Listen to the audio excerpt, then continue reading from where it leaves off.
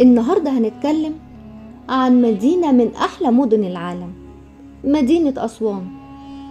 بجد لو لسه مزرتهاش لحد دلوقتي صدقني فايتك كتير. في الفيديو ده هنتكلم عن أحد معالم أسوان وهو معبد فيلة. أول حاجة لازم تعرفها إنه موجود وسط النيل، ويا سلام على جمال النيل. حقيقي بلدنا جميلة بناسها وأهلها الطيبين وحضارتها العريقة. خليني ابتدي وأقولك إن كلمة فيلة كلمة مشتقة من الكلمة الإغريقية فيلي، وهي تعني الحبيبة. واتعرفت كمان جزيرة فيلة في الأدب العربي باسم أنس الوجود.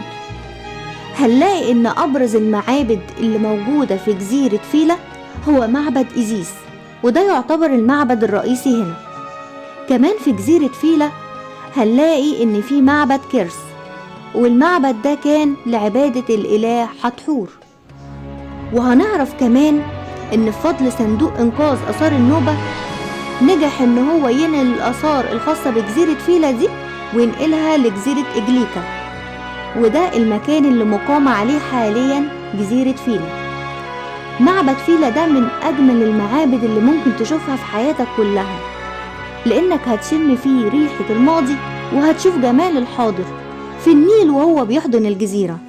حقيقي حضارتنا دي عظيمة وجميلة جدا. لو عجبكم الفيديو ده تابعوني واستنوني في فيديوهات تانية كتير عن حضارة بلدنا وجمالها.